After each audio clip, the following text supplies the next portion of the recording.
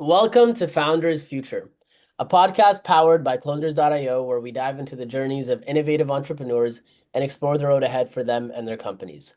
I'm your host, Amar Elm, and in each episode, we uncover the stories behind impactful ventures, the challenges faced along the way, and the strategies driving their future growth. Today, we are absolutely thrilled to have Joseph Lewin, the founder of Sell Through Social, a company that helps B2B sales professionals and founders build relationships with decision makers by creating content with them. Joseph's approach emphasizes the power of hosting interview-based LinkedIn live shows to initiate conversations, foster trust, and ultimately drive business growth. With a background in marketing and a passion for authentic engagement, Joseph has developed a system that transforms traditional sales tactics into meaningful connections. Joseph, welcome to Founders Future. Man, Mara, thanks for having me. I feel that was a great intro. Thank you. Thank you so much. I appreciate it. I'm excited to dive in, man, because you and I got to know each other a little bit yesterday. And I think this is going to be very valuable for our audience who are mainly coaches, consultants, and agencies. So I'm excited for this.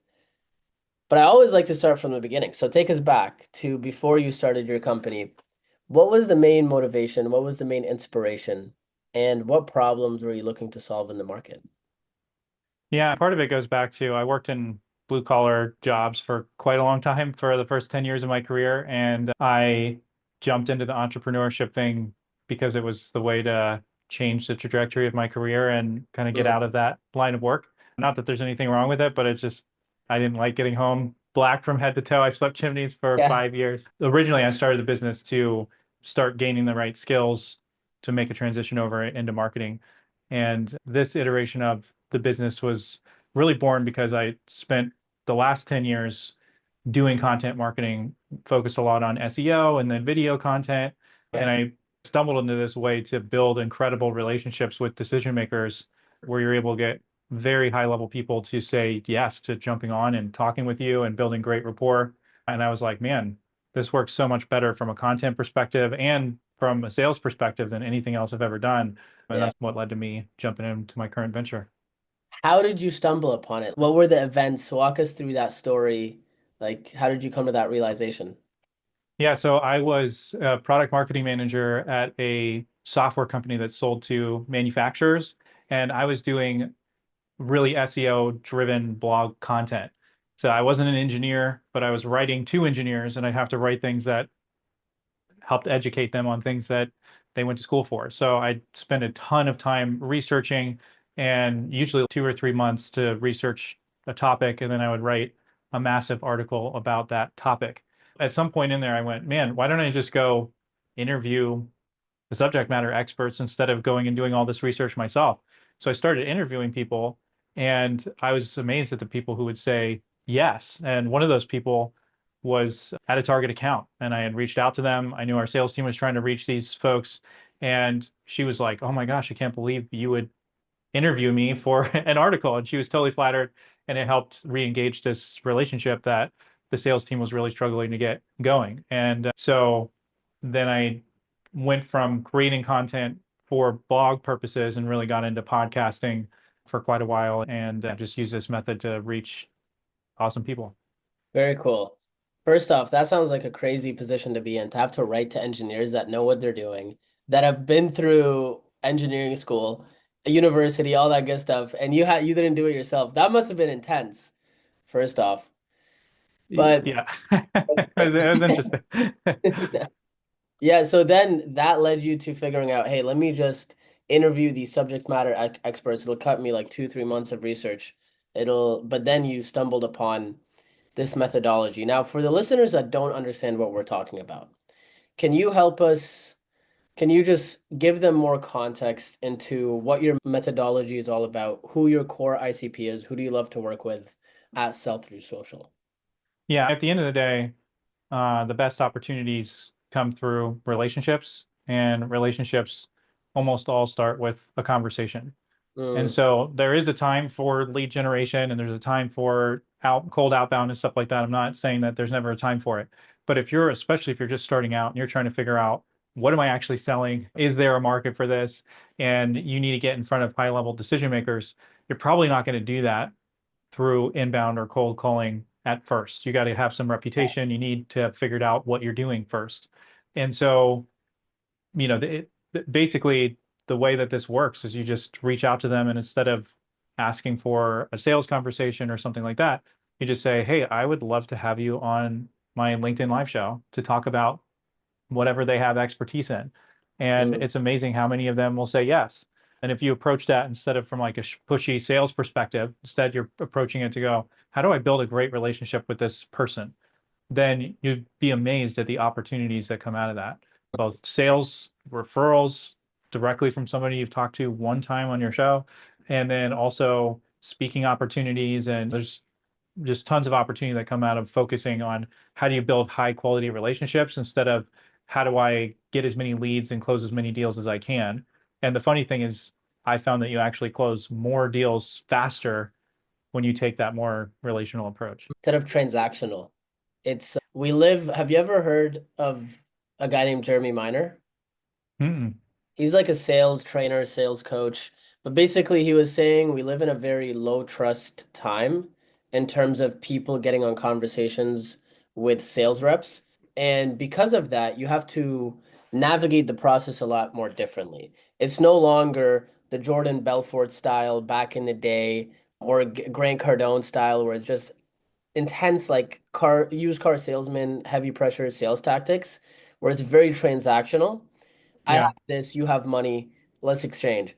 But it's more of a relationship style of selling, which I think your process is amazing, especially in today's climate. What I'm curious about though is do you find that the people you work with who implement this, like they have to be coached on how to have that podcast conversation? And I guess if you could give us some insights, maybe some insider secrets of, okay, I have somebody on my live show. How do I actually conduct myself? Like, how do I be a proper host and navigate the conversation in a way that it could potentially lead to something in the future? Yeah, there's a lot of different ways to approach it, but just from a general standpoint, to me, it's looking how can I add value to the person on the other side. So let's just say I was working with a client recently who is selling to rural hospitals, and he's trying to get a hold of the CEO of these rural hospitals. And so he's done very minimal cold outreach, like less than 5 people he reached out to, and he got the president of a hospital to say, "Yes, I'd love to come on your show," when he'd Yeah. done 2 episodes of the show before. And so actually getting people to say yes to coming on is way easier than you would think. And I know it's not the question you asked, but just I think that's a hold up for a lot of people. And the more simple you keep it, the better. So if you're going to do outreach, just go find somebody. It doesn't matter if there's a CEO of a company or if they're super high level, just reach out to 10, 15 people, go to their profile, find one thing on there that you can talk about in the message. Just say, "Hey, I'd love to have you to come on and talk about this thing." Or if they were on Mm, a different podcast episode, go, "Hey, I listened to this episode. I'd love to have you dig deeper." So then you'll get people to say yes once they jump on your show. Then really for me, I'm looking for how do I make this person look and feel as good as possible. If I can pull out their expertise, I make them feel appreciated, and not in a tricking way, like genuinely, I want to get their message across. I want to help them yeah. win. If you do that, then by the time that you hit in the recording, if you're using software like StreamYard or something like that, you're going to start in a room that feels like Zoom. You're going to stay in there, but it's going to have a little live button, a little live counter on the side. And then Yeah. you're going to end and you're going to go back into a private room. Now you've just had this great conversation. You've made them look good. You've made them feel really good. When you end, now they're already super warm. So you just ask them about whatever it is that you want to know. And it depends on where you're at in the process of your business. So if you're super early on, getting those conversations is a great way to figure out product market fit. So you just Yeah. ask them like, "Hey, Yes. I've been talking with people who are in a similar role to you, whatever that is, and they've been telling me that they are struggling with X, Y, and Z. Are you seeing the same thing?" And just listen, and then put your listening ears on and really listen. Ask them multiple questions to dig deeper, different than how you're typically trained to do a sales call. You're not trying to lead them in that case because you're trying to learn, right? Yeah. Or on the flip side, if you're wanting to sell them, you could be listening during the conversation and they might say something that leads right into what you do. So you're like, "Hey, during the call, you mentioned that you're having a challenge with this. Can you tell me more about that?" Okay, they lean into that. Then it's a super easy line where you go, "Hey, we actually help people solve that exact problem. Would it make Yeah. sense for us to schedule a call where we could dig deeper into that. Yeah, And then it's a sales call right there. So there's a lot of ways that you can approach that post interview depending on what kind of relationship you're trying to build with the person on the other side. sure. And where you are, what stage you're in your business. I love that you talked about the product market fit side. And because to me, this seems like one of the best ways to do market research. Sure, you could spend endless hours scouring online, going on Reddit posts, but talking to ChatGPT is probably the best route nowadays. But as better than that is talking to your ideal customer. One of my favorite questions is, what do you feel like you need? What do you feel like is missing? What do you feel like is your biggest challenge? Stuff like that elicits you to understand, okay, if I'm crafting my offer, I want to craft it to solve a problem that they're already aware about because that would be the easiest thing to pitch them, right? But when you talk to people who are going through this or who are maybe just starting out, what do you find are some common misconceptions when it comes to starting this kind of approach, starting your own live show, maybe limiting beliefs? Maybe you had some when you were first starting out. Share some of that with us.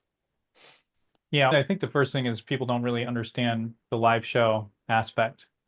So the reason I've been running podcasts for quite a while, and I like podcasts, there's a ton of value in doing it.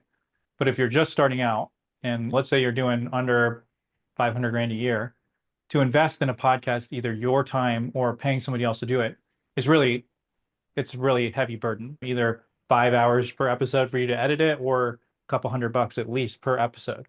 And so I found that's a huge barrier for people starting doing this. And then you've Yeah. got to figure out the name of the show, you've got to figure out your premise and all these different things. And people get really held up on that.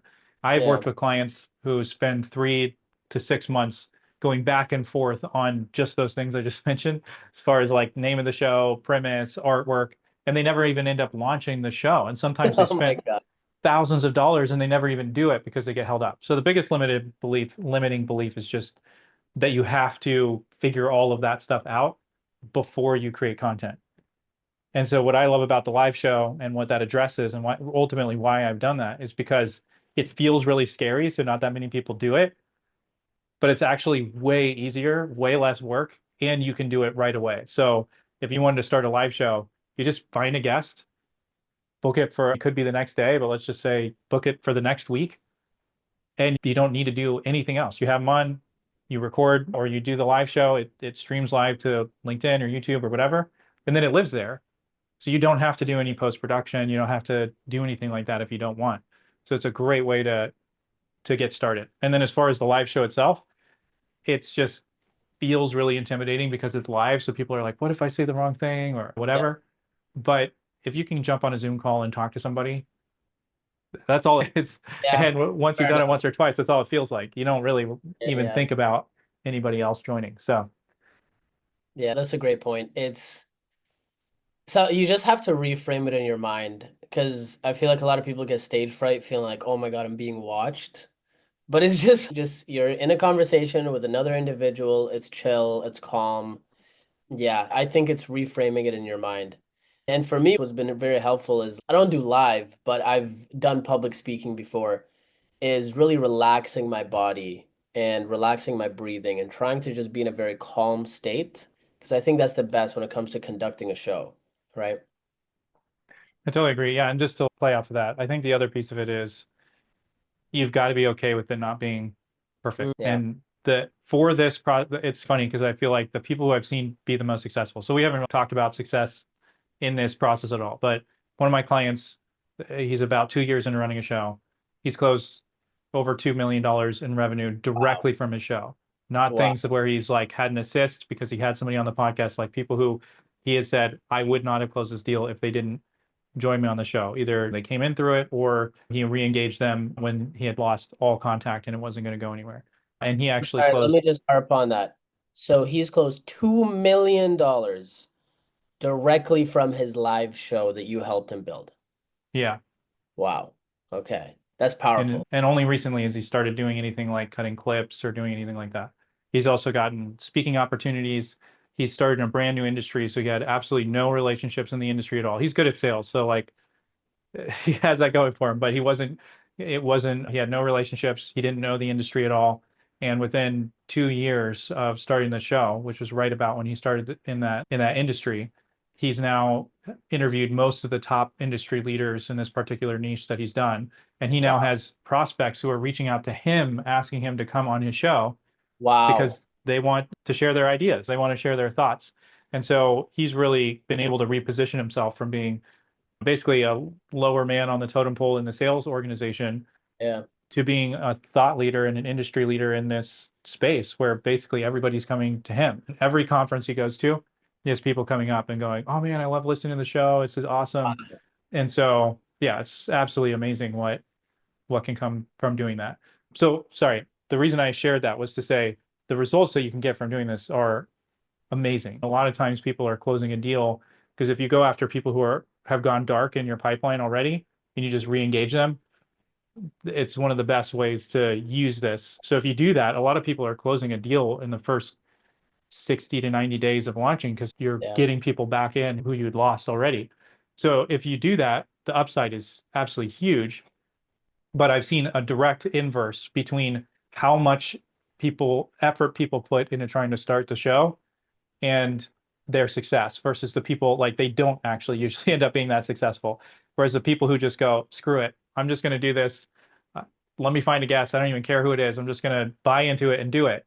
And they launch in less than a month. They're the ones who actually tend to be much more successful because maybe they fuddle through their intro the first couple times. Maybe they look a little silly. They get some heart palpitations in the middle because they're like, oh my gosh, I feel uncomfortable. But they just push through. That Yeah. momentum will carry you through because you're going to get the early wins. You're going to get relationships and you're going to go, oh my gosh, like I can't believe this person said yes to coming on my show. And once you Yeah. get a win like that, you're like, never go back to doing the old way of doing 100%. things. I love that. So basically, what you're saying is the people that come in and work with you, the ones that follow the system and take quick action, they can crush in a very short period of time. 60 to 90 days is not that long of a period of time.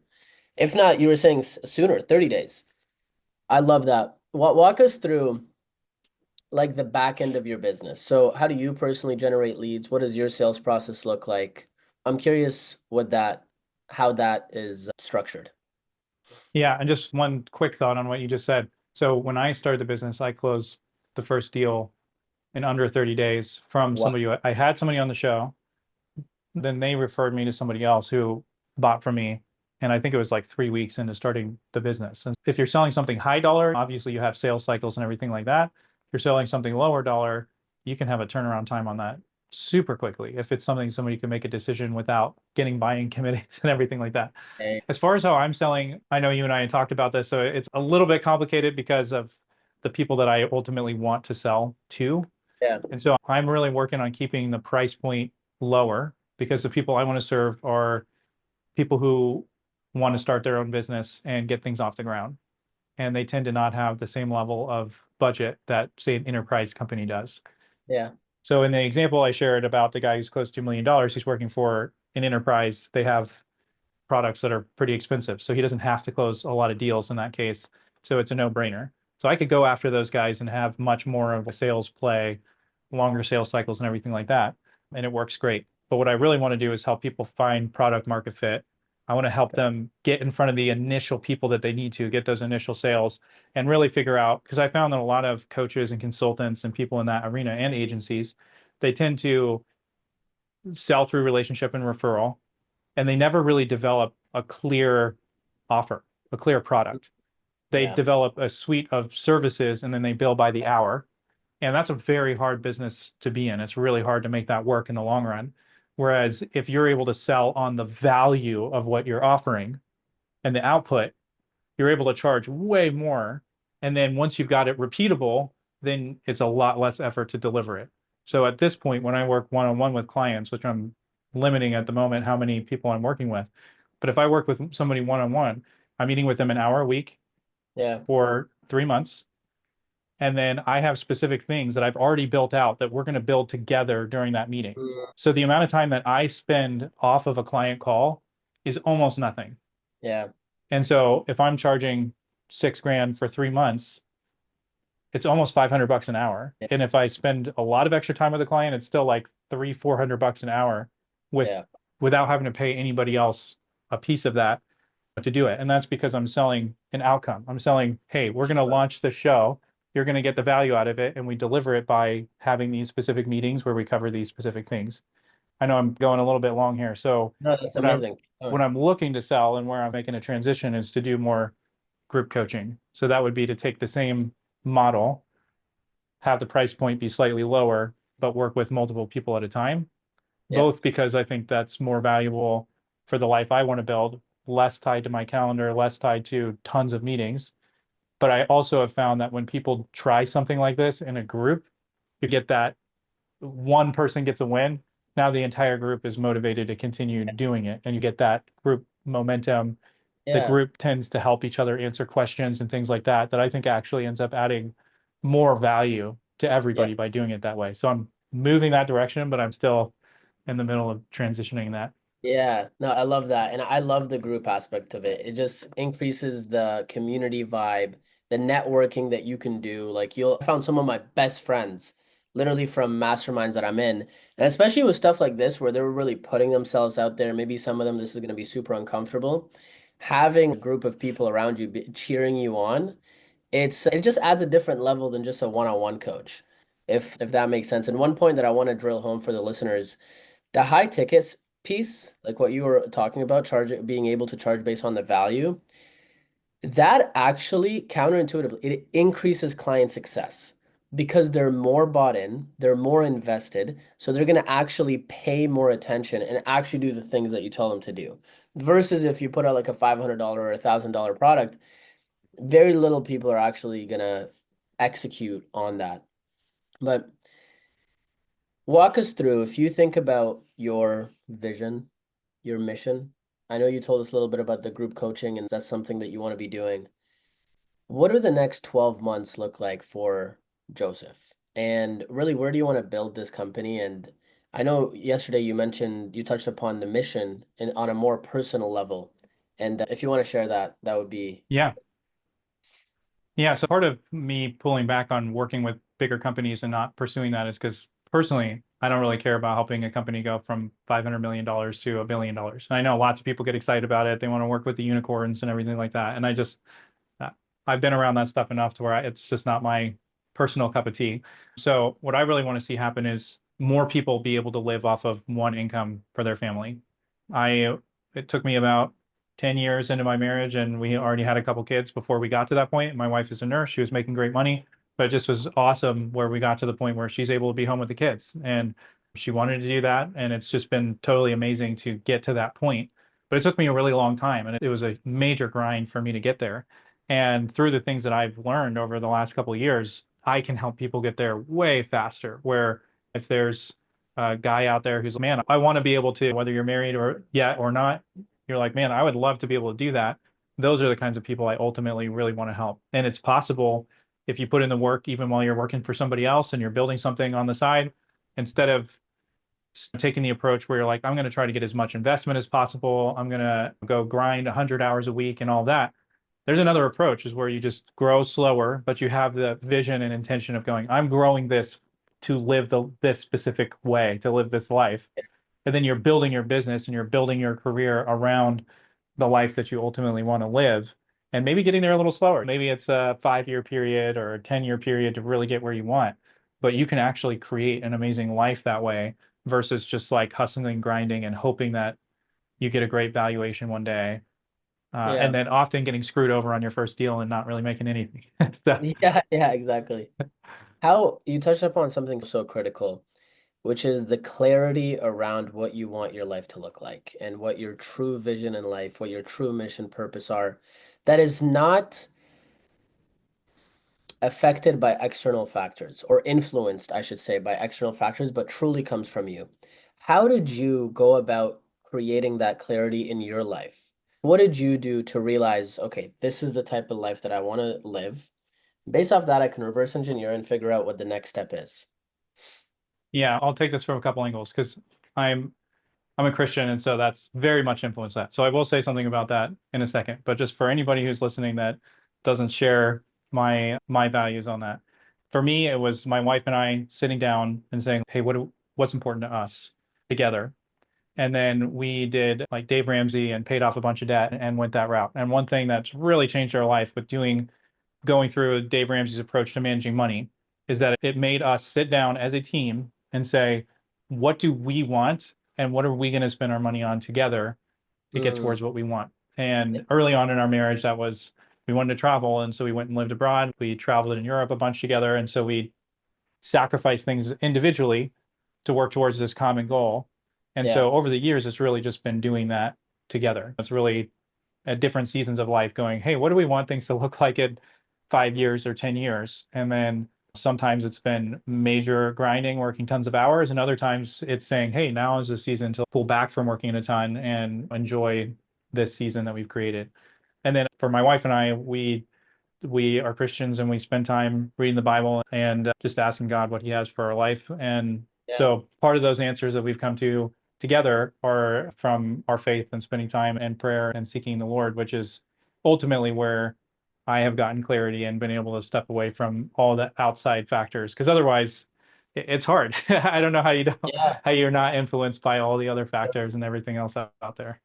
100%. When you're connected to a higher power, when you're connected to God from that level and you practice it conscious. I know it's been a huge factor in my life and change because it's very easy to get swayed by the world, right? What on social media, just the materialism that is constantly spread in movies, music, TV shows.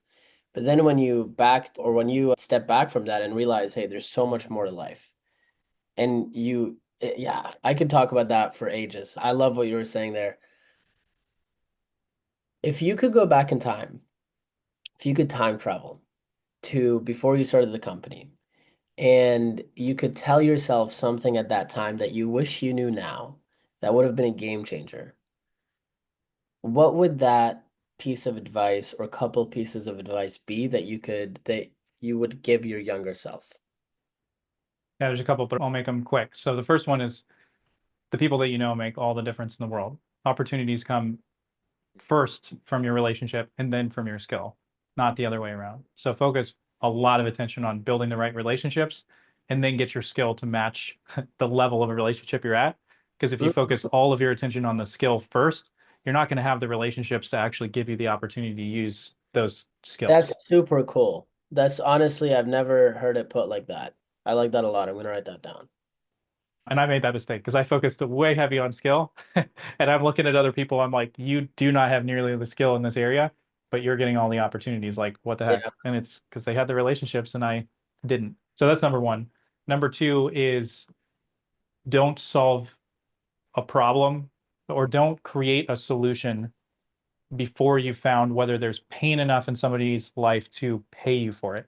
And I've made that mistake before where I've solved a problem that people have that they don't want to solve for a variety of reasons. And a lot of times it's to their own detriment. And I'm like, no, you have to solve this problem. This is the issue. This is what's causing your pain.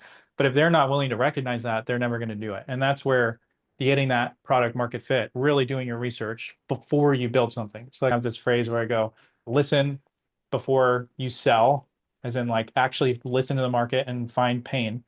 Yeah. Sell before you build. So you're going Yeah. to sell them a minimum viable solution for that thing, and then build before you scale. So now you're going to Mm, actually build something out, prove it out multiple times until you've got it productized, and then scale something that there's a market demand for because you've proven it by people paying you versus yeah. finding a problem, building something out, and then trying to push that into market. That's very expensive and often will cause you to fail. Those would be the things I wish I knew when I was starting. Would have saved me a lot of headache. Beautifully said, man. You're gonna save somebody a lot of headache who's listening to this, that's for sure. What's the best way for people to reach you? LinkedIn is definitely, I spend a lot of time on LinkedIn. So if anything piqued your interest, shoot me a DM on LinkedIn. You can also check out sellthroughsocial.com. I'm in the middle of moving some things around, but you could at least get a good idea and then reach out to me on LinkedIn from there. Wait, one last quick thing. This Go is for it. totally off topic, but I have been doing a YouTube channel for 2 years on totally different stuff, like building stuff and burning things in my yard and building things for my kids and gotten like 90 million views across social channels. So if that kind of thing is Wow. up your alley, follow me on any of the social Whoa. platforms What's at the name? Joseph D. Lewin. At Joseph Joseph D. E? Lewin. Yep, Joseph D. Lewin, Lewin. So if that's your cup of tea, come check out what I'm doing. That's my hobby. Yeah, I'm gonna check that out. I love that. Cool, man. I really appreciate your time today. Thank you so much. Yeah, Amar, thank you so much for having me on. Really appreciate it. 100%. So that wraps up another insightful episode of Founders Future. To our listeners, if you enjoyed this episode, don't forget to subscribe to Founders Future wherever you listen to your favorite podcasts. And if you're looking to scale your business and enhance your sales and marketing efforts, visit closers.io to discover how we can support your growth journey. Until then, keep on climbing.